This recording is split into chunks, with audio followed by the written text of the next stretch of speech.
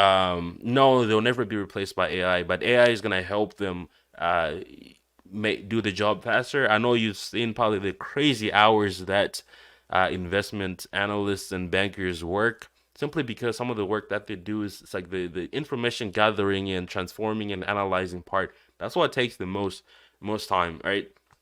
I'm gonna be creating a deck, right, like a PowerPoint presentation for the client, preparing that. That takes time. Imagine if you had AI that did that for you, right?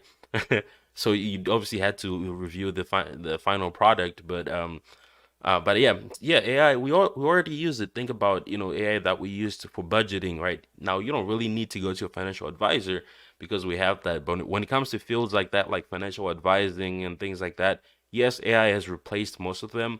Maybe an average person like me would not go to a financial advisor. I would probably get an app that shows me how to budget or what investments to get into and things like that. I'll get into an app like that.